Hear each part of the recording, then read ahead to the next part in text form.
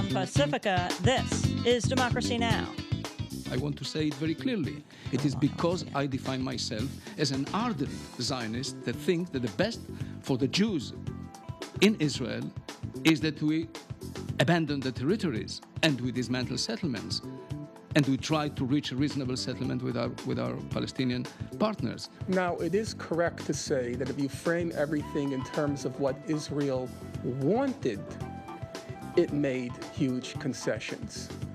However, if you frame things in terms of what Israel was legally entitled to under international law, then Israel made precisely and exactly zero concessions.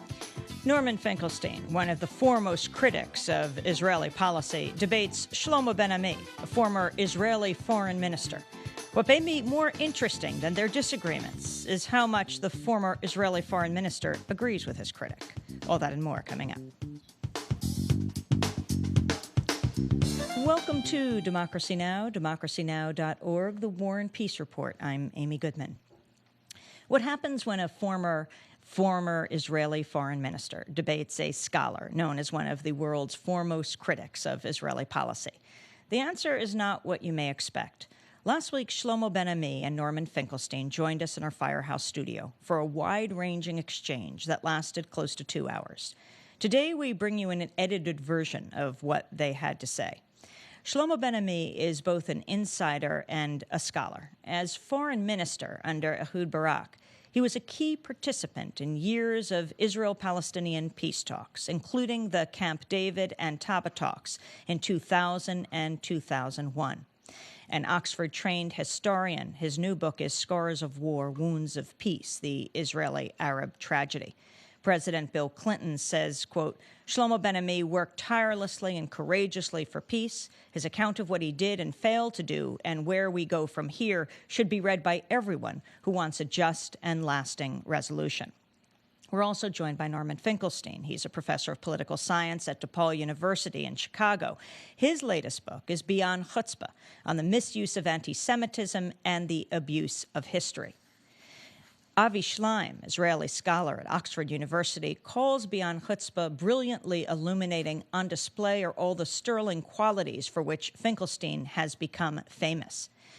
We tried to cover as much ground as we could, from the origins of the conflict to the Oslo peace process to the present.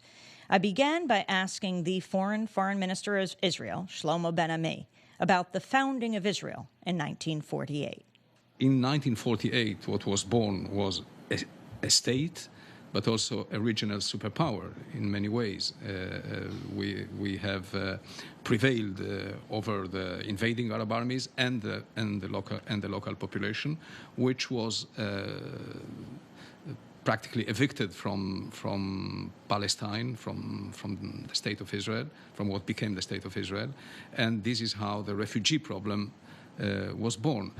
Interestingly, the Arabs in 1948 lost a war that was, as far as they were concerned, lost already in 1936, 1939, because they have fought against the British mandate and the Israeli or the Jewish Yishuv, the Jewish pre-state, and they were defeated then. So they came to the hour of trial in 1948 already as a defeated nation. That is, the war of 1948 was won already in 1936, and they had no chance to win the war in 1948. They were already a defeated nation when they faced the Israeli superpower that was emerging in that year. You have some very strong quotes in your book of your own and quoting others, like Bert Katznelson, who is the main ideologue of the labor movement, acknowledging that in the wake of the 1929 Arab riots, the Zionist enterprise is an enterprise of conquest. You also say the reality on the ground was that of an Arab community in a state of terror, facing a ruthless Israeli army whose path to victory was paved not only by its exploits against the regular Arab armies, but also by the intimidation and at times atrocities and massacres it perpetuated against it perpetrated against the civilian Arab community. A panic-stricken Arab community was uprooted under the impact of massacres that would be carved into the Arabs' monument of grief and hatred. Explain that further.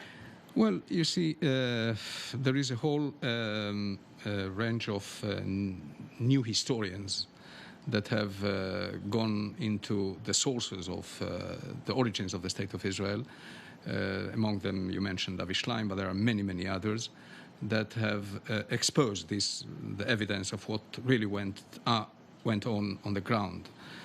And I must, from the very beginning, say that the main difference between what they say and my vision of things is not the facts. The facts, they are absolutely correct in mentioning the facts and putting the record straight.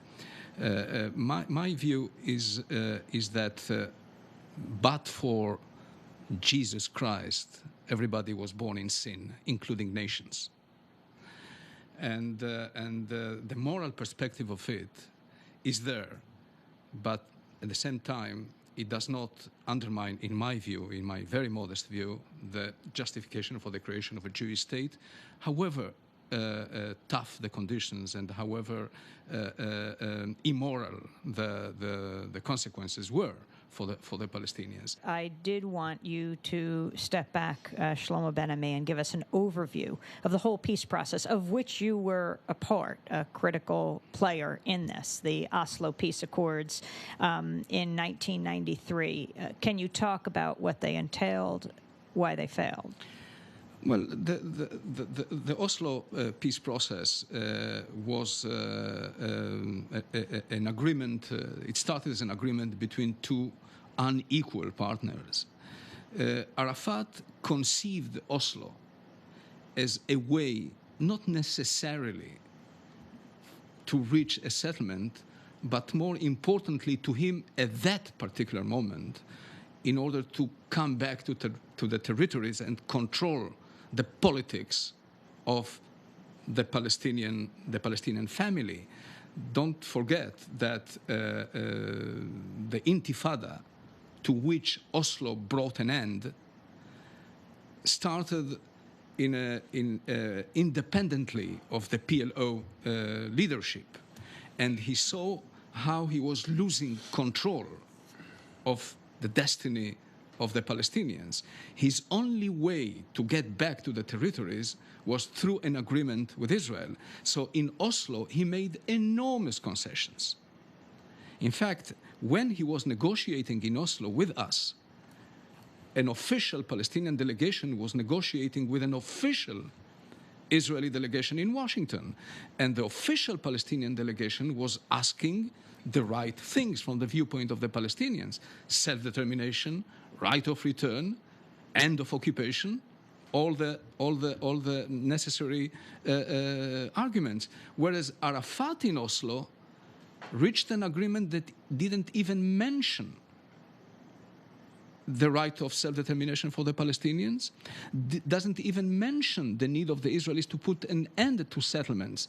If the Israelis, after Oslo, continued expansion of settlements, they were violating the spirit of Oslo, not the letter of Oslo. There's nothing in the Oslo agreements that says that Israelis cannot build settlements. So this was the cheap agreement that Arafat sold, precisely because he wanted to come back to the territories and control the politics of Palestine. Now, the thing is that a major problem with Oslo, on top of it, was that it solved very minor issues, such as Gaza, and even people on the far Israeli right were ready to give away Gaza, but it left open the future. The future was unknown. The two sides, the two parties, started to embark on a process when they had diametrically opposed views as to the final objective. There was nothing as to what will happen about Jerusalem. it was only said that we will negotiate Jerusalem. What about refugees? Nothing clear was said, just that we will negotiate the refugees. So the thing that the fact that the future was left so wide open was a standing invitation for the parties to dictate, to try and dictate the nature of the final agreement through unilateral acts. The Israelis by expanding settlements and the Palestinians by responding with terrorism. So this symmetry that was created in Oslo persists to this very day. So Oslo could not usher in a final agreement because of the different expectations that the parties had. It was an exercise in make-believe. The Palestinians didn't even mention self-determination, so a leader like Rabin could have thought that, okay, we will have an agreement that will create something which is a state minus. This was Rabin's expression. He never thought this will end in a full-fledged Palestinian state. There was a lot of ambiguity, constructive ambiguity, might Kissinger say, but I think it was destructive ambiguity. It helped, this destructive ambiguity helped in clinching the Oslo agreement, but it was a minefield for those who went to Camp David and later on to Taba to try and solve all the pending issues. Professor Norman Fenkelstein. Well, I'm going to try to focus on the key points. There are issues about the refugees in Jerusalem, which for now I can't get into, but I would be happy to return to them later when we discuss what was the impasse at the impasse at Camp David and Taba. But I want to set the context, and I agree in part with the context that Dr. Ben-Ami set out, but not fully. The main context, in my opinion, is as follows. Since the mid-1970s, there's been an international consensus for resolving the Israel-Palestine conflict. Most of your listeners will be familiar with it. It's called the two-state settlement. And the two-state settlement is pretty straightforward, uncomplicated. Israel has to fully withdraw from the West Bank and Gaza and Jerusalem in accordance with the fundamental principle of international law, cited 3 times by Mr. Ben-Ami in his book, that it's inadmissible to acquire territory by war. The West Bank, Gaza, and Jerusalem having been acquired by war, it's inadmissible for Israel to keep them. They have to be returned. On the Palestinian side, and also the side of the neighboring Arab states, they have to recognize Israel's right to live in peace and security with its neighbors. That was the quid pro quo. Recognition of Israel, Palestinian right to self-determination in the West Bank and Gaza with its capital in Jerusalem. That's the international consensus. It's not complicated. It's also not controversial. You see it voted on every year in the United Nations. The vote's typically something like 160 nations on one side, the United States, Israel, and Nauru, Palau, Tuvalu, Micronesia, and the Marshall Islands on the other side. That's it. Now, the Israeli government was fully aware that this was the international consensus, but they were opposed, A, to a full withdrawal from the West Bank and Gaza, and Jerusalem, of course, and 2, they were opposed to creating a Palestinian state in the occupied territories. Come 1981, as pressure builds on Israel to reach a diplomatic settlement in the Israel-Palestine conflict, they decide to invade Lebanon in order to crush the PLO because the PLO was on record supporting a two-state settlement. As Dr. Ben-Ami's colleague, Avner Yaniv, put it in a very excellent book, Dilemmas of Security, he said the main problem for Israel was, and now I'm quoting him, the PLO's peace offensive. They wanted a two-state settlement. Israel did not, and so Israel decides to crush the PLO in Lebanon. It successfully did so. The PLO goes into exile. Come 1987, Palestinians in the occupied territories despair of any possibility of international intervention, and they enter into a revolt, the Palestinian Intifada, basically nonviolent civilian revolt by the Palestinians. And the revolt proves to be remarkably successful for maybe the first couple of years. Come 1990, Iraq invades Kuwait. the PLO supports ambiguously, but I think we fairly can say, and I agree with Dr. Ben-Ami on this, they lend support to Iraq. The war ends, Iraq defeated, and all the Gulf states cut off all of their money to the PLO. The PLO is going down the tubes. Along comes Israel with a clever idea. Mr. Rabin says, let's throw Arafat a life preserver, but on condition.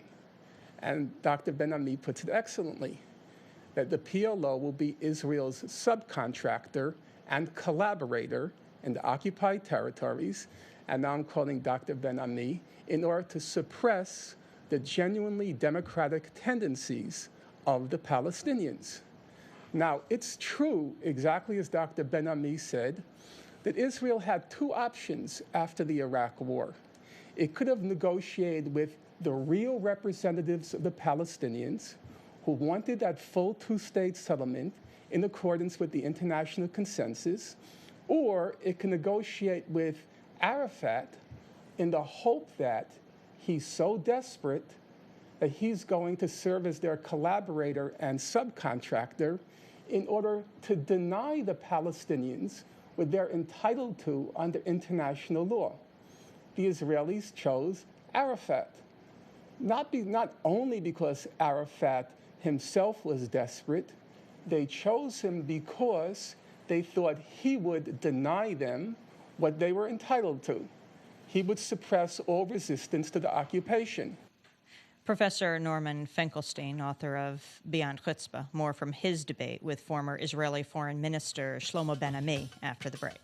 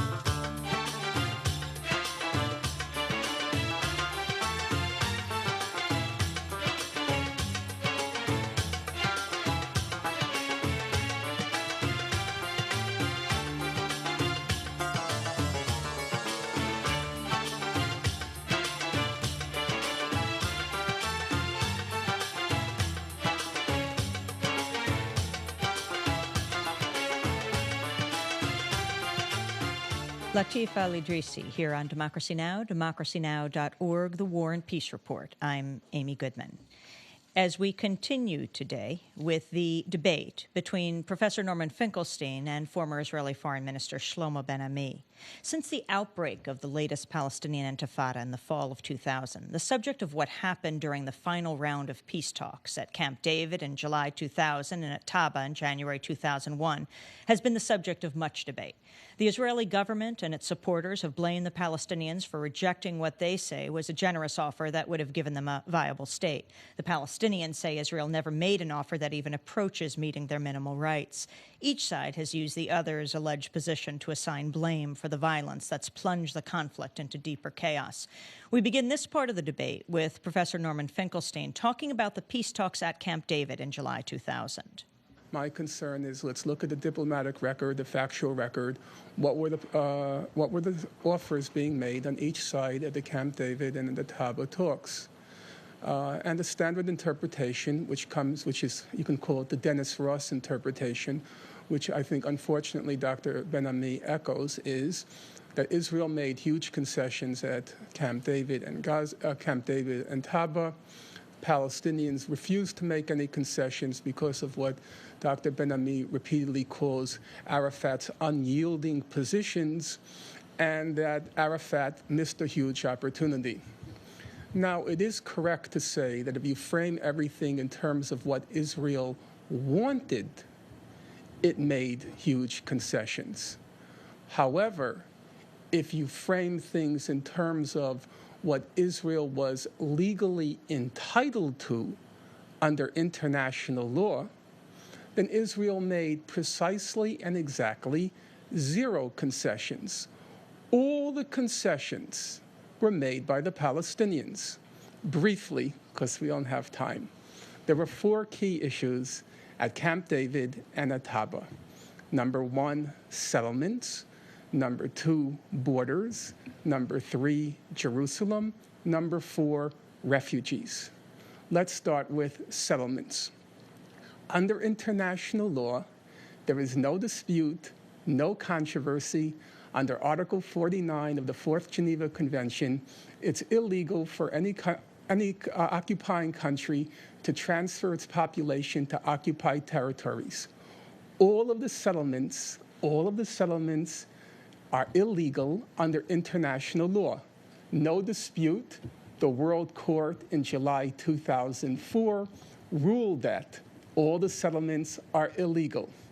The Palestinians were willing to concede 50% of the Israeli settlements in the West Bank. That was a monumental concession, going well beyond anything that was demanded of them under international law. Borders. The principle is clear. I don't want to get into it now because I was very glad to see that Dr. Ben-Ami quoted it 3 times in his book. It's inadmissible to acquire territory by war. Under international law, Israel had to withdraw from all of the West Bank and all of Gaza. As the World Court put it in July 2004, those are, quote, occupied Palestinian territories. Now, however you want to argue over percentages, there is no question, and I know Dr. Ben-Ami won't dispute it, the Palestinians were willing to make concessions on the borders.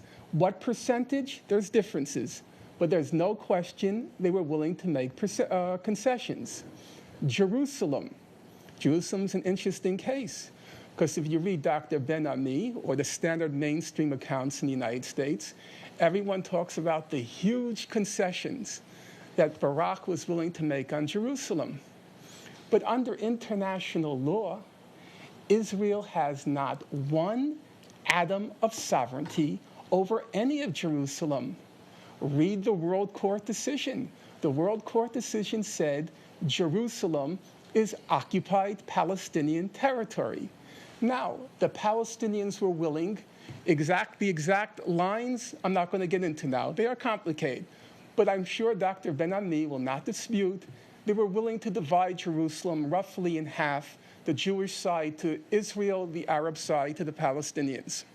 And number 4, refugees. On the question of refugees, it's not a dispute under international law.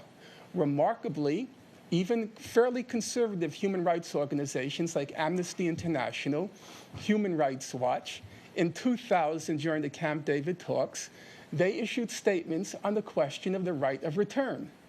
And they stated categorically, under international law, every Palestinian, roughly 5 to 6 million, has the right to return, not to some little parcels, 1% of Israel, which Israel is about, Israel would swap, return to their homes or the environs of their homes in Israel. That's the law.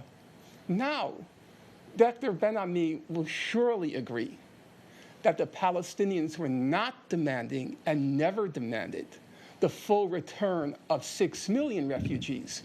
He gives a figure of 400,000 to 800,000. In fact, I'm not going to get into the numbers because it's very hard to pin it down. Other authors have given figures of the tens of thousands to 200,000 refugees returning. That's well short of 6 million.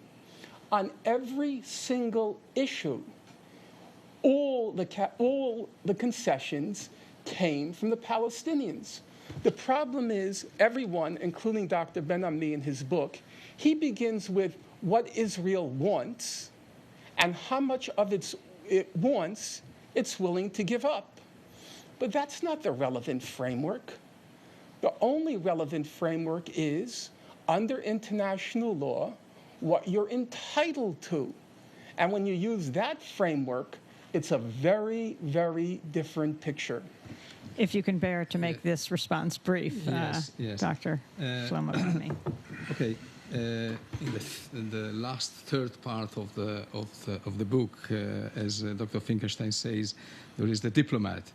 And this same diplomat still behaves in a way as a historian when he says in this book that Camp David was not the missed opportunity for the Palestinians, and if I were a Palestinian, I would have rejected Camp David as well. This is something I put in the book. But Taba is the problem. The Clinton parameters are the problem. Because the Clinton parameters, in my view... Maybe you can explain them what that is. I don't think most people will know the Clinton parameters. So well, the Clinton parameters say the following. They say that on the territorial issue, the Palestinians will get 100% of Gaza, 97% of the West Bank, plus a safe passage from Gaza to the West Bank to make the state viable. There will be a land swap. The 97%, which I mentioned, takes into account the land swap, where they will get 3% on this side within the state of Israel. So we will have the blocks of settlements, and they will be able to settle refugees on this side of the border. About Jerusalem, it says what is Jewish is Israeli, and what is Palestinian is what is Arab is Palestinian. It includes full-fledged sovereignty for the Palestinians on Temple Mount, on the Haram al-Sharif, no sovereignty, no Jewish sovereignty on the Haram al-Sharif, which was at the time and continues to be a major problem for Israelis and Jews, that these things mean to them a lot. And then with the question of refugees, it says that the refugees will return to historical Palestine, and that Israel will maintain its sovereign right of admission. That is, it will have to absorb a number of refugees, but with restrictions that need to be negotiated between the parties. But the bulk of the refugees will be allowed to return to the state of Palestine. This is the essence of the Clinton parameters. Of course, what Dr. Finkelstein said here about international law, I want to make it clear. It is important. It is vital for a civilized community of nations to have an access of principles based on international law around which to run the affairs of our chaotic world. It is very important, it is vital, etc. But at the same time, when you go into political issues and you need to settle differences, historical differences, differences that have to do with political rights, security concerns, historical memories, etc., it is almost impossible to do things on the basis of international law, but rather on something that is as close as possible to the requirements of international law. The very fact that, as Dr. Finkelstein rightly says, the Palestinians were ready to make this or that concession is the reflection of them understanding that there is no viability, there is no possibility really to reach an agreement that says let us apply automatically and rigidly the requirements of international law. Former Israeli Foreign Minister Shlomo Ben-Ami debating Norman Finkelstein in a firehouse studio. We moved our discussion then to the last time Israelis and Palestinians met for peace negotiations in the Egyptian resort town of Taba in January 2001. This is Norman Finkelstein. What actually happened? What actually happened was exactly as what was announced by the White House spokesman on January 3rd, 2001. The official statement was both the Israelis and the Palestinians have accepted the Clinton parameters with some reservations. Both sides entered reservations on the Clinton parameters. Yes. Dr. Ben-Ami leaves out in the book both sides. He only mentions the reservations by the Palestinians. Number two, I was surprised to notice one of the books Dr. Ben-Ami recommends is the book by Clayton Swisher called The Truth at Camp David. I looked in the book on page 402 of Clayton Swisher's book when he's discussing the issue of entering reservations to Clinton's parameters, he quotes none other than Shlomo ben Ami.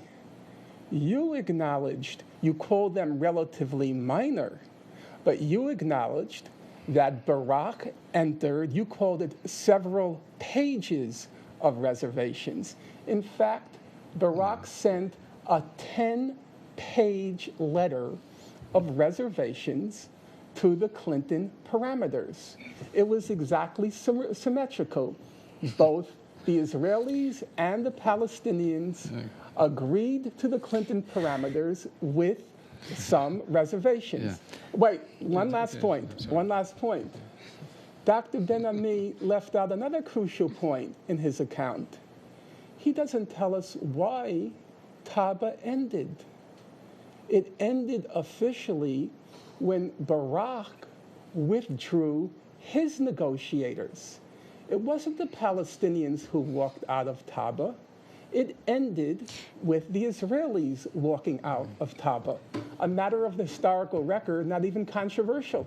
Dr. Ben-Ami. Okay, well, you see, as somebody who was part of those who prepared the Israeli document that was submitted to President Clinton, I can say that the bulk of the document was an expression of our the comparison that we made between our initial positions and what was reflected in the Clinton parameters.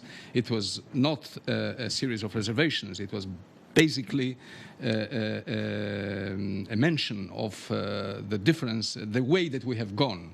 This was an attempt to impress the president more than an attempt to say that these are reservations sine qua non. There were no real reservations in our document, whereas in the Palestinian document there were plenty of them, with the refugees, with the Haram al-Sharif, with what have you. I mean, it was full of reservations from beginning to end. Ours was not a document about reservations. It was a statement, basically, that said, these were our positions, this is where we stand today. We have gone a very long way. We cannot go beyond that. This was essentially what we sent. Now, with regard to Taba, you see, we were a government committing suicide, practically. 2 weeks before general elections.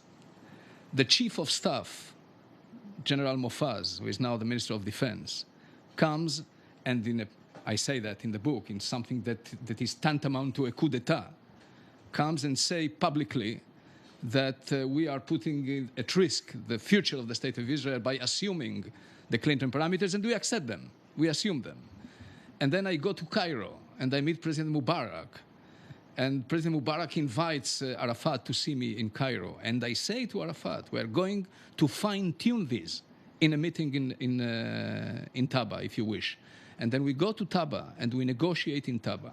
And in Taba, Prime Minister Barak instructs me to conduct secret negotiations with Abu Allah. Within the negotiations, we had a second track, trying to reach an agreement. And he even agrees to all kinds of things that he was not very open to before that. Now, this was the end. We saw that we are not reaching an agreement. And we need to go back, even if for the electoral campaign. I mean, we were a week before the elections. I mean, we were practically non-existent. Our legitimacy as a government to negotiate such central issues as Jerusalem, as Temple Mount, the Temple, etc., was being questioned not only by the right that was making political capital out of it, but by the left, people from our own government. Shlomo ben Ami is ready to sell out the country for the sake of a Nobel Prize. This is what Chaim Ramon said, one of the labor ministers. So it was unsustainable. We could not go any longer. So. Former Israeli Foreign Minister Shlomo ben Ami discussing the breakdown of the peace talks at Taba in January 2001. Israel and the Palestinians have not met for final status peace talks since.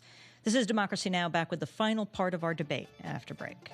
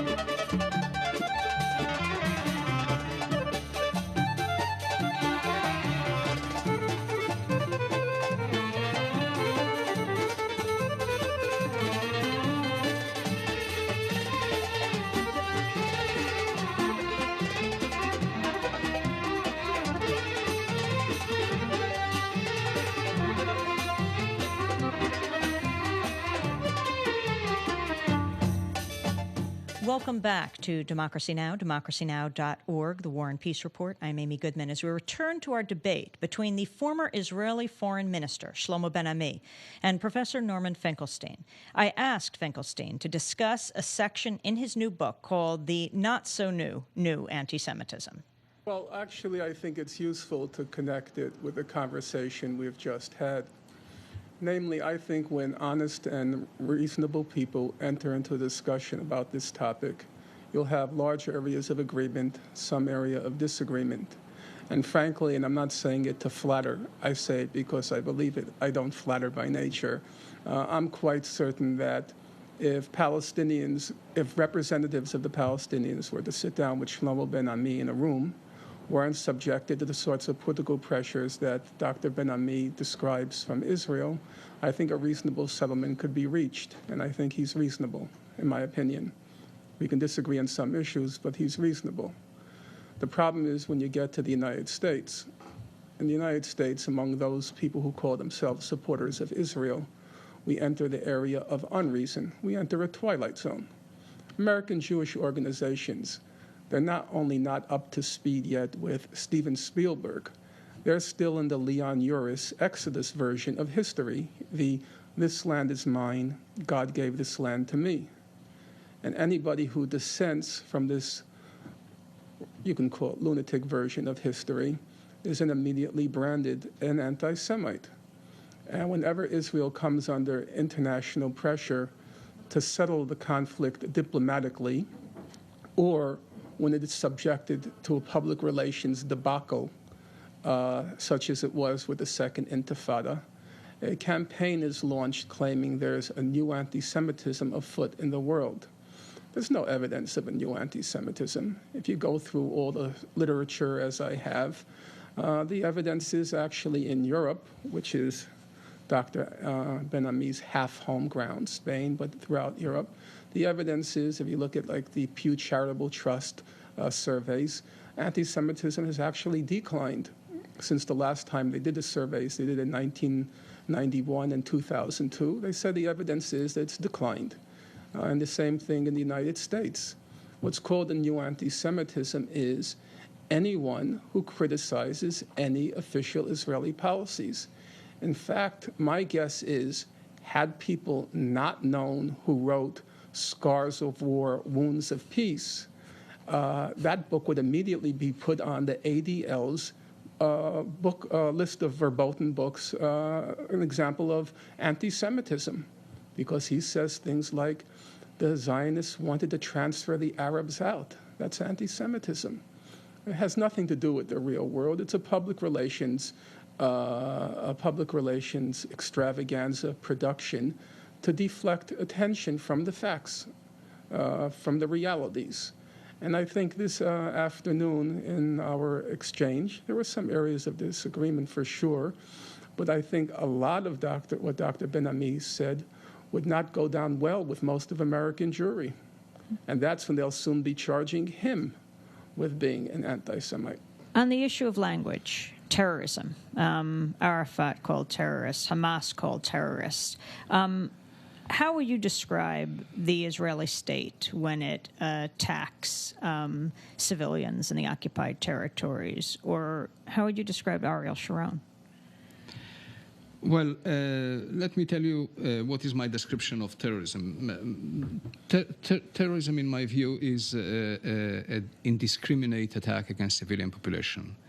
If I, personally, or my son, God forbid, is being attacked, being in uniform, in Palestinian territories by a Hamas squad, I will not define this as terrorism. I will define as terrorism if they go into a kindergarten or a mall, explode themselves, and cause injuries and death among civilian population. This, to me, is... Now, the problem of the response of a state is much more difficult to define, because a state needs to go not against the civilian population. It needs to go against military targets, ticking bombs. This is what states can do and should do. The problem is that when you have a fight not against armies, which is the case of Syria, Egypt, we never spoke about terrorism, Israeli state terrorism against the Egyptians. We spoke about wars between two military sides. This is very difficult in the conditions prevailing in places like Gaza or the West Bank, where you have militias, you have arsenals of weapons, etc., and the army attacks them, and there is collateral damage to civilian population.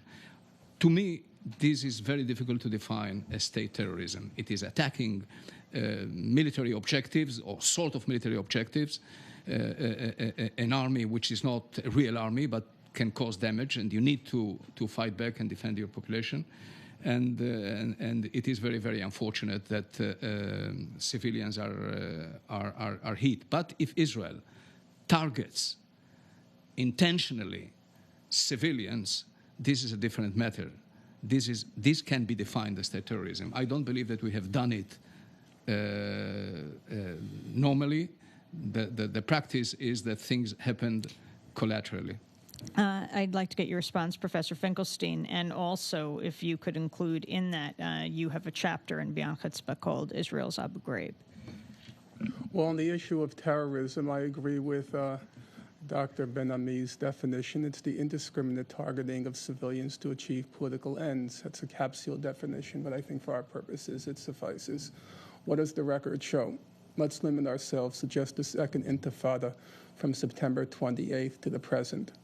For that period, the record shows approximately 3,000 Palestinians have been killed, approximately 900 Israelis have been killed. On the Palestinian side and the Israeli side, I'm now using the figures of B'Tselem, the Israeli Information Center for Human Rights in the Occupied Territories. On the Palestinian and the Israeli side, roughly 1/2 to 2/3 of the total number were civilians or bystanders. And if you look at the findings of the human rights reports, B'Tselem, Amnesty International, Human Rights Watch, Physicians for Human Rights in Israel, and so forth, they all say that Israel uses reckless, indiscriminate fire against Palestinians. And B'Tselem says when you have so many civilian casualties, you have 600 Palestinian children who have been killed, which is the total number of Israeli civilians killed, 600 Palestinian children killed. They said when you have so many civilians killed, I don't particularly like the phrase collateral damage. When you have so many civilians killed, B'Tselem says it hardly makes a difference whether you're purposely targeting them or not. The state has responsibility. So you could say Israel, using numbers now, is responsible for 3 times as much terrorism in the occupied territories as Palestinians against Israel. That's the question of terrorism. Let's turn to an ancillary issue, the issue of torture. Now, the estimates are up to 1994 and 1995 that Israel tortured, and I'm using the language of Human Rights Watch and B'Tselem, Israel has tortured tens of thousands of Palestinian detainees.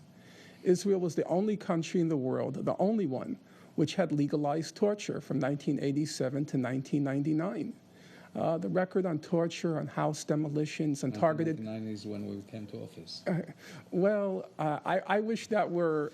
I wish that were the saving grace, but the fact of the matter is, being faithful to the historical record, the record of labor has been much worse on human rights violations than the record of Likud. It's a fact that the only Israeli government during the period from 1967 to the present which temporarily suspended torture was Begin from 1979 to 1981. On the record of house demolitions, Mr. Rabin used to boast that he demolished many more homes than any Likud government. Even on the record of settlements, as Dr. Ben-Ami well knows, the record of Rabin was worse in terms of settlement expansion than the record of Yitzhak Shamir. And, a fact he leaves out in the book, the record of Barak on housing startups in the occupied territories. Building more houses. Yeah, was worse than the record of Netanyahu. It's a paradox for, I'm sure, American listeners, but the record on human rights, an abysmal record in general, and in particular, the worst record is the record of labor, not Likud. Professor Norman Fenkelstein, author of Beyond Chutzpah. We move ahead to Shlomo Ben-Ami. In this last part of the debate, I asked the former Israeli foreign minister to discuss Israel's human rights record and the allegations it's tortured tens of thousands of Palestinians.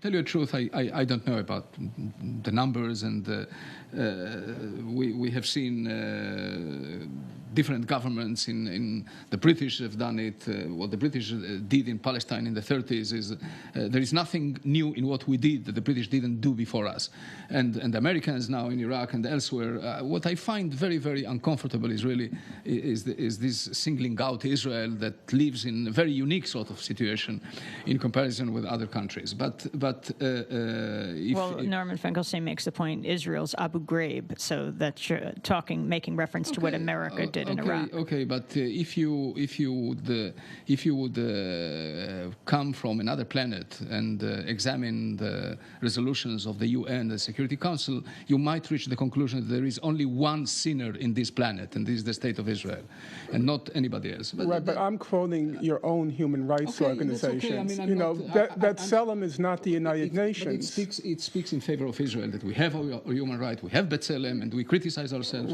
and we want to change things. I will agree with that, but then you have to say it doesn't speak too much in Israel's favor. That's the only country in the world that legalized torture. It was also the only country in the world that legalized hostage-taking. It was also the only country in the world, well, yes, as your Chief Justice called it, keeping Lebanese as bargaining chips. Israel was the only country in the world that's legalized house demolitions as a form of punishment. Those things have to also be included in the record. In addition to, I totally agree with you, it's to Israel's credit that it has a B'Tselem, an organization for which I have the highest regard and esteem. I agree with that. Okay, but you see, the thing is that the conditions where Israel has to operate. This is we do not have Sweden and Denmark as neighbors. And we have neighbors that have taken hostages and have taken hostages that forced us to exchange things that were not very popular. Rabin himself gave away 1,500 Palestinian and Lebanese prisoners in exchange for 3 Israeli soldiers, and Sharon gave away 400 Palestinian prisoners in exchange for 4 bodies of Israeli soldiers. So we are living in that kind of place. But that may tell you that's because they take so many people prisoner that they have a lot to give back.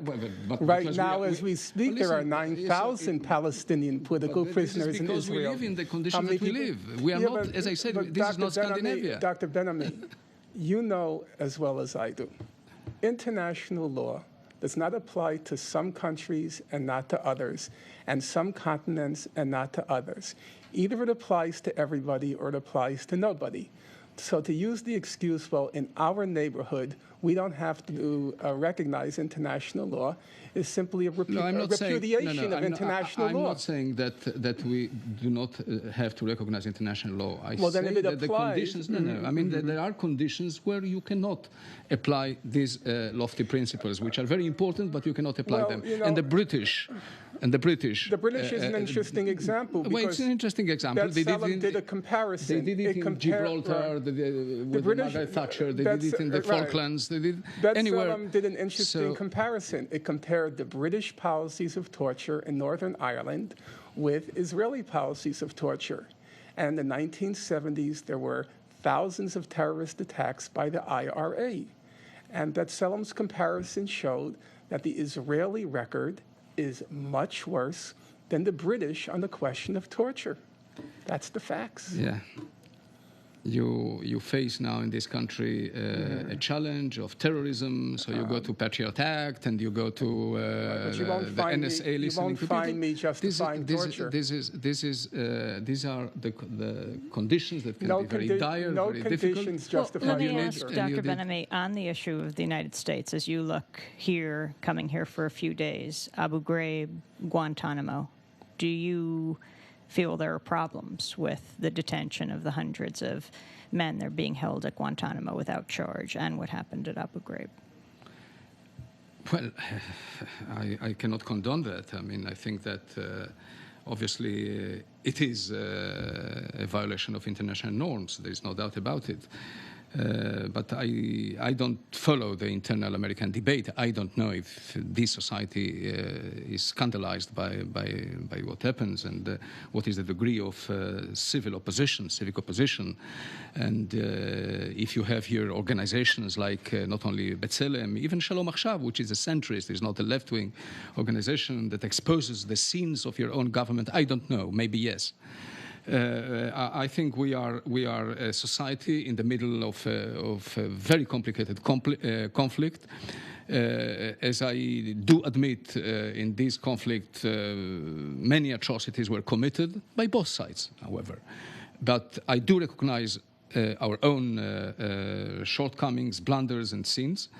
And the only solution to this situation, the only solution, is to try and reach a final settlement between us and the Palestinians.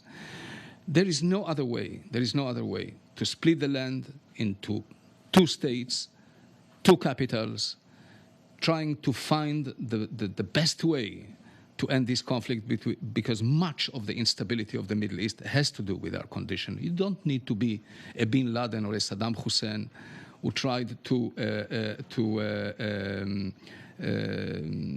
put on themselves the mantle of the vindicators of the Palestinian cause in order to say that the Palestinian issue is a platform of instability in the region that needs to be solved.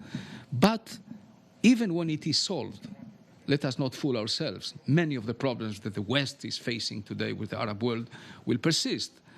The Palestinian issue has been used frequently by many Arab rulers as a pretext for not doing things that need to be done in their own societies.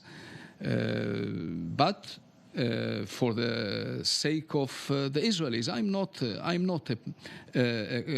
when I say that we need to make concessions, it is not because I'm concerned with the future of the Palestinians or because I'm concerned with international law. I want to say it very clearly. It is because I define myself as an ardent Zionist that thinks that the best for the Jews in Israel is that we abandon the territories and we dismantle settlements and we try to reach a reasonable settlement with our Palestinian partners. It's not because I'm concerned with the Palestinians. I want to be very clear about it. My interpretation, my approach is not moralistic.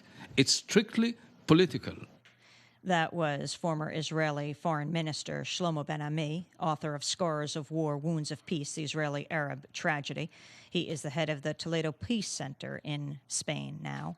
Also, our guest for the hour, Professor Norman Fenkelstein. He is the author of Beyond Chutzpah on the misuse of anti-Semitism and the abuse of history, professor at DePaul University in Chicago.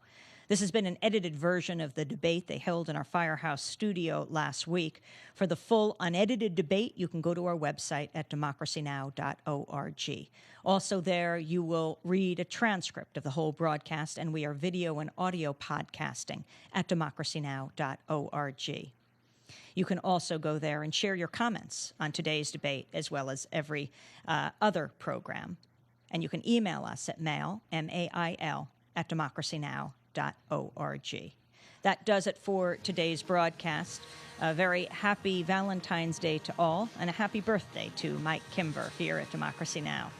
Well, we want to thank all of our producers, especially Aaron Mate, for today's broadcast, Mike Burke, Sharif Abdel-Kaddoush, John Hamilton, Anna Nagara, Elizabeth Press, Yoruba Richin, Maddie Harper, Sharif Abdel-Kaddoush also for engineering today's broadcast. Again, our website is democracynow.org, and thanks to Uri Galet and Angela Alston. I'm Amy Goodman. Thanks for joining us.